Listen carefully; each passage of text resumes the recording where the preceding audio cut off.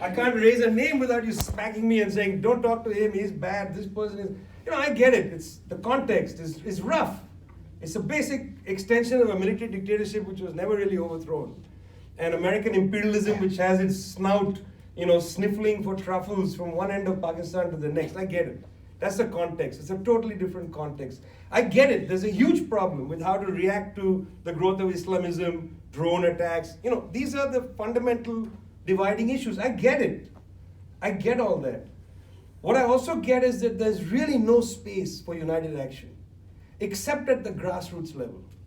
Maybe a peasant struggle here will bring people together, but there's so much animosity that even that gets confounded.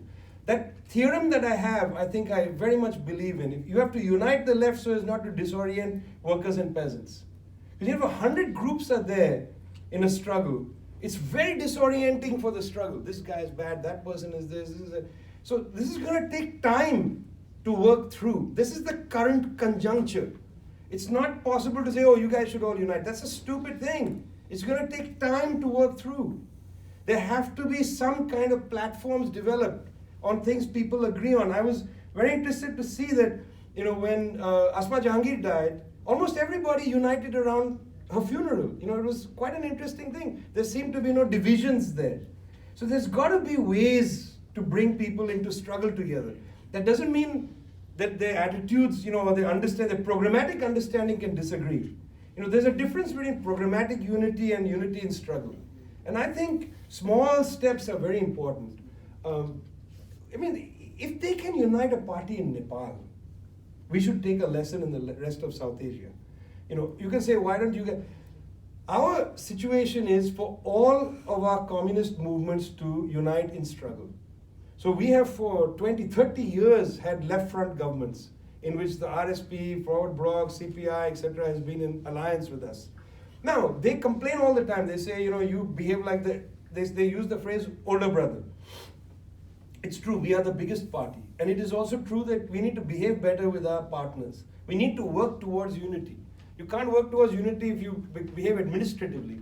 This is a great lesson from the writings of Ho Chi Minh. Nobody reads him anymore, but he wrote a lot about administrative behavior of communists, behaving like bureaucrats.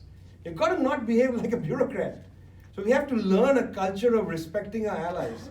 The fact that the Liberation and us are starting to work together. In 1996 or 7, Vinod Mishra came to meet Surjit at the party headquarters in Delhi and said, let's work together. It was before the 96 election. And that would have been a very interesting, unity and struggle. Sadly, the election was coming up. So that attempt at unity collapsed through seat sharing in Bihar. These are practical issues. You can't say, well, it's how stupid. These are practical issues. But in recent elections, we've collaborated in Bihar because we're both suffering. And we both have pockets of support, so does the CPI. So unity and action has to build trust. We can't have some programmatic unity immediately. It's not possible.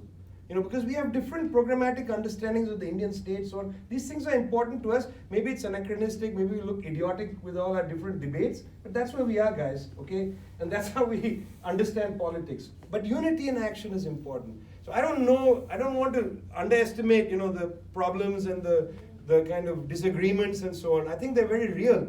There have been consistent attempts at unity which collapsed, which, let's see how this goes. I don't want to... on the question of Tricon, by the way, please visit our website. It's thetricontinental.org. There are other tricontinentals that are oil companies. The name has been stolen from the 1966 meeting in Cuba, but we wanted to resurrect that history because I think, what's interesting about that meeting was a meeting of all the armed national liberation groups that came to Cuba to suggest to the non-aligned movement that the armed struggle was important. And why we took the name is we want to honor the fact that at that time they thought that was the most important strategic opportunity afforded to them, that you couldn't have a revolutionary movement that was decolonizing in the 1960s unless it pursued the armed struggle. That was their theory. I think they were probably to some extent correct. You wouldn't have had liberation in the Portuguese colonies because the Portuguese were not going to liberate the people without getting some pain. That was the fact of that period. Of course, we don't think this is the era of the arms struggle. I mean, I'm not even sure we're in a pre-revolutionary stage in any way. You know, we have to build our forces, we have to build our capacity, we have to build our confidence.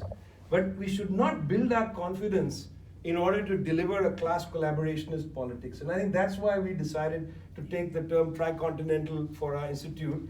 We have offices in Buenos Aires, Sao Paulo, Johannesburg, and Delhi, and we want to truly build some kind of capacity to engage in the battle of ideas. So visit our website, The Tricontinental. You know, I'm sounding like a shopkeeper, but that's what I am. It's a shop of ideas, so that's it. Yeah. So I have 3 hands. Okay, so Shivaji, yeah, you can start. I can start? Shivaji. Yeah, no, that's not Shivaji. Oh. Well, okay. For any security agents, my name is Asim, and I just had a quick question that, in the face of, I guess, the prospects of organizing, one of the most important things is getting a sense of terrain, and maybe at least for my own ignorance, if you could comment on what neoliberalism means within the South Asian context, or specifically India.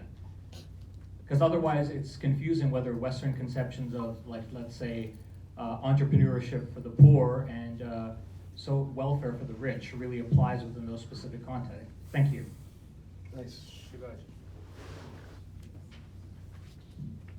My name is Shivaji. What a great name. But I'm not from Maharashtra though. But you were named after Shivaji, for sure. It's my dad's fault. It's a great name. You can. By the way, have you read Pansare's book on Shivaji? No. Oh, you just please write this down. We sell it at leftward.com. more sales here. But Comrade Govind Pansare, P-A-N-S-A-R-E, was the leader of the CPI who was assassinated.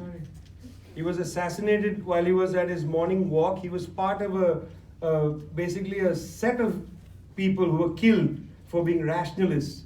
You know, Dalbolkar, Pansare, and it's the same terrain that goes Kalbugi, and then of course Gauri Lankesh. But Comrade Pansare wrote a book called Shivaji, which is an excellent account of reinterpreting Shivaji's place in history.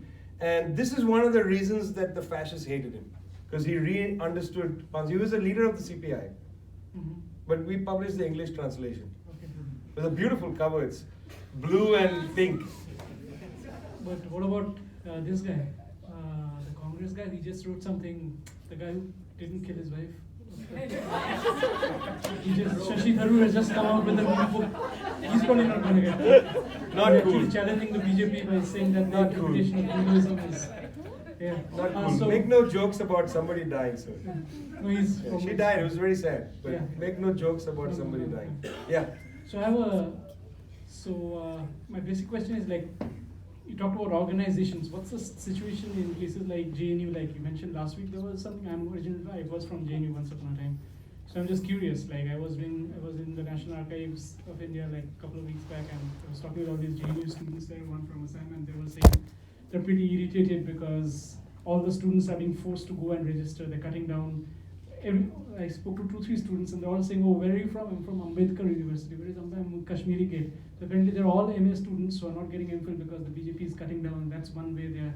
But do you think this is going to intensify the student struggle and might actually backfire on the BJP? And this might be where the hope lies. I remember in the very first panel of the day, someone was saying that maybe the youth is no longer interested in leftist politics. So, but places like University of Hyderabad or JNU are supposed to be the kind of the bastions and the reservoirs. If they dry up, then it might be difficult for the next generation. And my second question is, what's your prediction for the next elections? Because the last time the BJP was in power from 98 to 2004, 2004 India was supposed to be shining and they lost. And we begin to see, whether in Gujarat or Maharashtra, some opposition from the rural areas, from farmers, or whether it's because of farmer suicides or other agitations. So is there some kind of glimmer of hope that of course, like Advani is one story and Amit Shah is probably at a different level compared to him. So do you think Amit Shah can still pull it off for the BJP, or is there a chance that their seats will go down? We can cite you what you said today once the election results come out. Okay, so Ahilan, can you take 2 more? Yeah. This round? Okay. Well, okay. this is already 3, but yeah. Ahilan, yeah. Sorry. You will get the next one.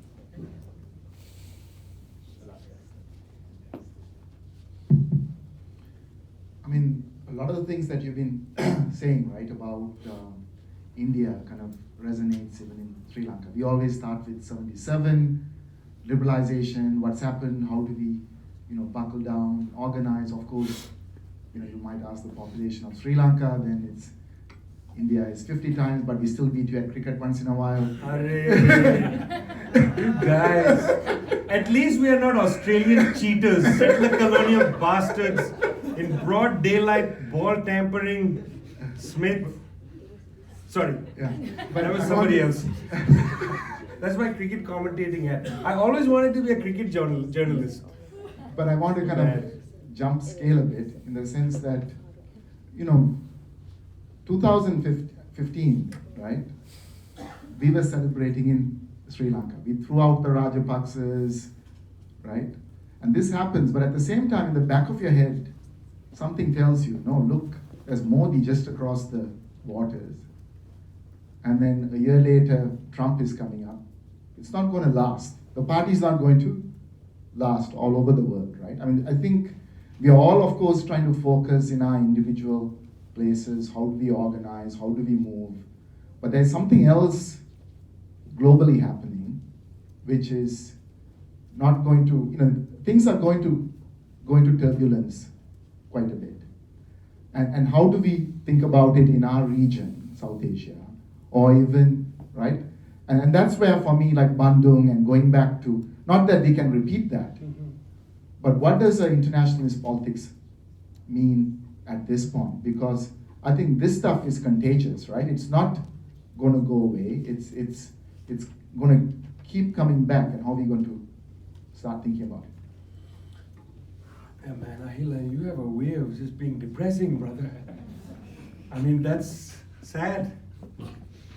But if you link it to the question about JNU, and if we consider that, these are not isolated student struggles. These are happening all over the world.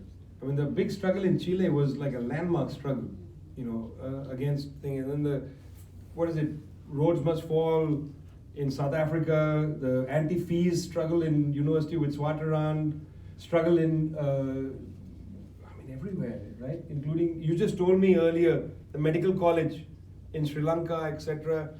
I think in the immediate period, we'll see an intensification of struggles. But struggles don't build power. And I think our understanding of how to move from struggles to power is going to be very complicated. That some of our older theories might not help us. They may not help us chart the terrain. So, I think, what you said earlier, Akshanta, that's true, is that there are people struggling in the universities in India, but they're not necessarily building organizations, study groups, this, that, and the other. Even in some of our mass groups, there's not a necessity that people will move from a mass org to, communist politics. By the way, the leader of the League Nord, the Northern League in Italy, used to be a communist youth militant. Now he's a fascist. So in other words, we can build struggles, but unless we construct a platform, credible alternative platform, what we used to call a national political will or an international political will, I don't know if we can convert struggles into power. If you can't produce that will, then struggles will create disappointment after disappointment. And you get greater apathy, and then the greater opening for these fascistic characters to come to power with 30% of the vote. Modi, 31% of the vote. Trump, 30-some% of the vote. Why? Because the rest of the population says it doesn't matter anymore. We're hit coming and going.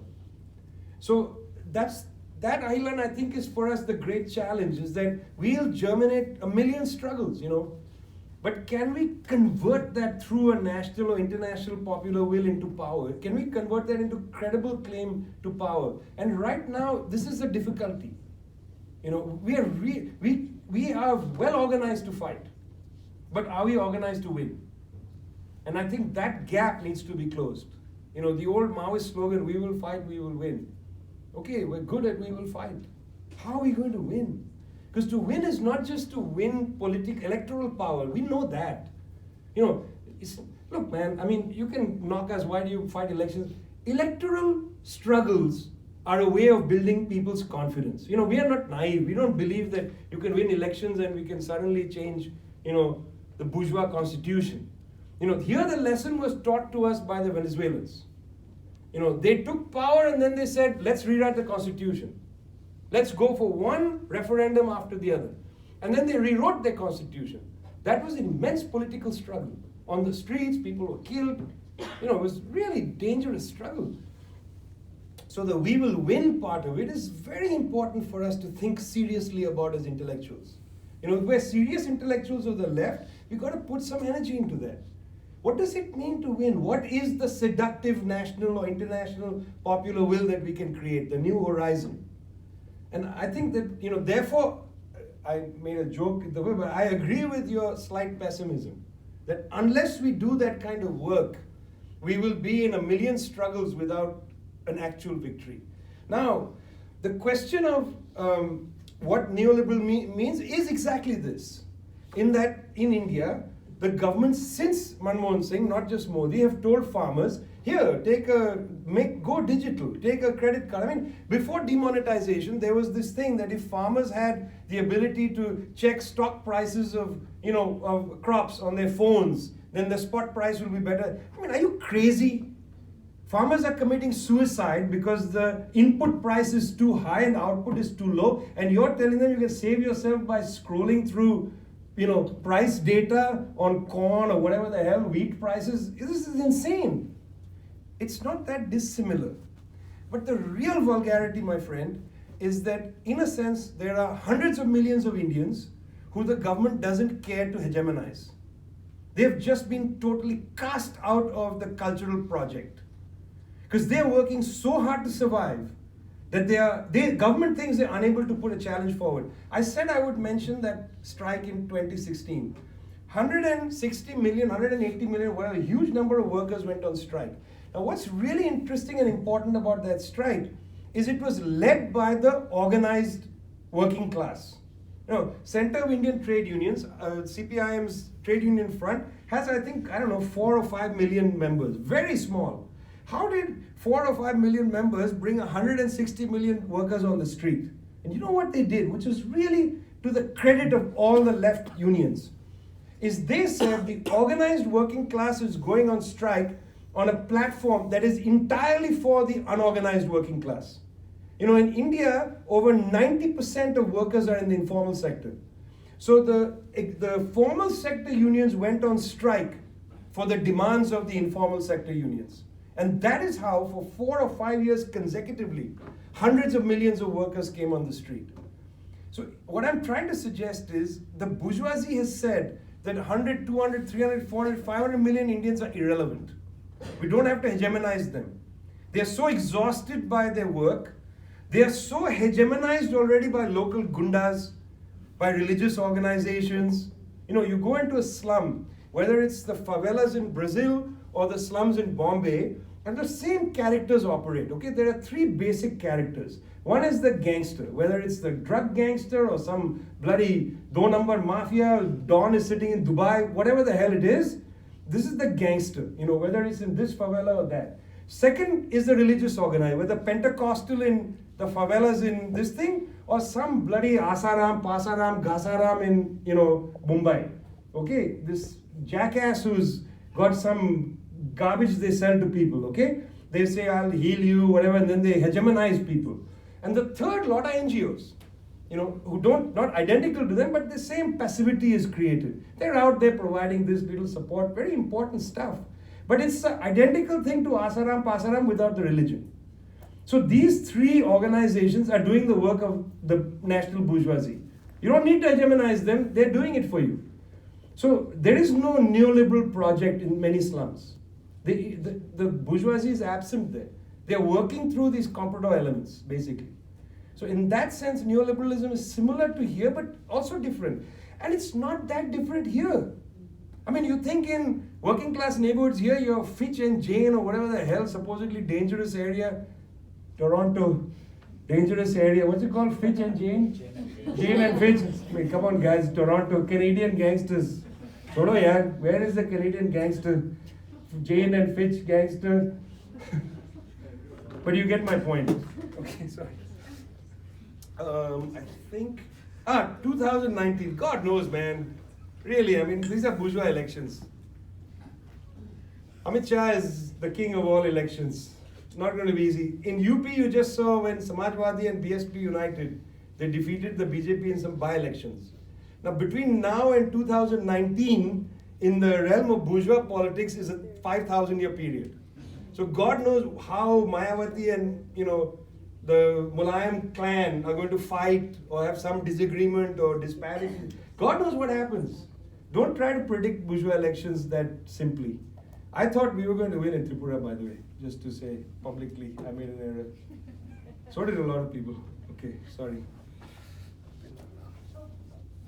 Hi, I'm Charmaine. I'm just wondering if you could give your thoughts about the role of religion for revolutionaries or those on the left, especially when the right is able to mobilize religion so well to many wins. I'm just struggling with this because I'm definitely in the reject all religion camp, but I'm wondering if what a nuanced approach is if you're a socialist and need to engage in religious institutions.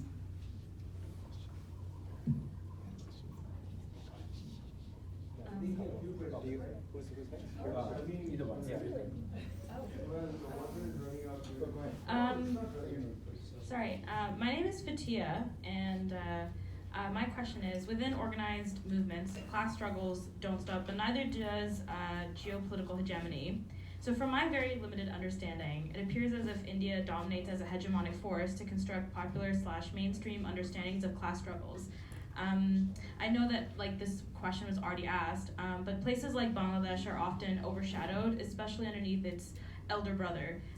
So could you speak to how to build solidarity across South Asian nations in a way that India isn't taking up all the privilege in the space, as well as some of the challenges of class struggles in Bangladesh? Thank you so much. Please. My name is Karima, and just going off of the question before when we were talking about spaces, I tried to pose a similar question before by pushing the boundaries of what South Asia is and looking within a diaspora context. So when we think of the left, we don't necessarily have to think of it with a capital L. We could look at social justice, fighting oppression, understanding hierarchy, hegemony. So my question is, how can a more egalitarian unity and looking at left discourse, how can we address oppression experienced by the old South Asian diaspora who left a colonized, pre-independent, pre-partition India since the 1800s as indentured laborers at the hands of mainland South Asians? So this oppression they experienced by mainland South Asians in regards to their authenticity in the creation of their South Asian identity, leaving a hierarchy within the old South Asian diaspora as being at the bottom and the mainland South Asians at the zenith of this hierarchy. We can even take this a step further by looking at India's diaspora policy as well. Okay, that's 3 questions. Can you take one more, because this is the Okay, time is short. this is the last one. Good. Okay. Hi, my name's Luther. Luther. And I don't know, I like Luther Vandross. I didn't think of the other thing. Yeah. Sentimental music. Come on, guys. That's It's me, okay. basically. Immortal Technique. Nice. So It's a very violent sweatshirt. It has a grenade launcher on it. Sorry, Luther. I obviously dressed inappropriately. Sorry. Anyway, this is probably an unfair question to ask, but I was thinking about this, especially given the title of the talk, and thinking about building mass solidarities on the left. How do we talk about building real solidarities in communities that are often very localized or within nation states in the era of global warming, climate change, and real global problems like that? So does does our method of thinking about economics and society have to change in order to address this sort of problems, or is communism capacious enough? So, that was interesting. Global warming, religion, geopolitics, and diaspora. Thanks, guys. Last set of questions basically is like everything. So, got One 10 by minutes? one? 8 minutes. 8 minutes. 8 minutes. Okay, very quickly. Global warming, of course, come on, has to be taken seriously. You got to chart a new understanding of how humanity exists through nature. You know, it's not humans versus nature, etc. We have a, this is why, again, the Bolivian ideas are useful. You have to take that seriously. Terry Eagleton had a great line. He said, communism isn't making the train run faster, it's occasionally pulling the handbrake. You got to think of society, huh? Benjamin. Was it Benjamin? Yeah. Oh, right. But Terry Eagleton cited it. Whatever, Walter Benjamin. Smart guy, Benjamin. Came up with these aphoristic lines. I think there's something to that, you know, ideas of slow growth, challenging the foundation of capitalist accumulation. You know, the necessity of plowing capital into the productive forces instead of plowing capitalism into building society. You know, now I'm not one for socializing poverty. You know, understand that that road is closed. The Khmer Rouge has shown that's a very bad road to go down. But I am in favor of rethinking how we understand the project of modernity. You know, what is it to live in a modern society? So of course, you know, things like global warming have to be taken seriously. Now, this idea, I was at a very interesting meeting in January in Dhaka of the regional communist forces. Sadly, the comrades from Pakistan couldn't come because it ain't easy to get a visa to go to Bangladesh. We should have had the meeting in Nepal. There were 3 Bangladeshi left parties, Workers' Party, Communist Party, you know, Zunaid Saki came and chatted with us for a while, it was interesting. We had a number of Indian left parties, communist parties, popular movements, you know, Aruna Roy was there, different people from people's movements and so on. We had, of course, the 2 communist parties from Nepal, which have now united. And we had parties come from the Communist Party of Sri Lanka, 2 of them came. We had people come from Southeast Asia and so on. It was a very productive and interesting meeting. Communist Party, Socialist Party of Malaysia and so on. Very productive 3-day meeting. Now, the Indian bourgeoisie and the Indian state has an elder brother attitude, for sure. I mean, especially to Nepal. Bangladesh has it easy, you have a port. The Indian government actually closes the borders of Nepal. You know, squeezes Nepal, landlocked country. So horrendous. The Indian people should rise up against that policy. It's a horrendous, obscene policy. But our left forces haven't actually even started to develop proper relationships with each other. You know, my party broke from the Soviet Union in 1964. And we had a different understanding of the Soviets quite early, in 1964. And we charted our own terrain. So we were not part of the Soviet meetings and so on. The CPI used to go for those.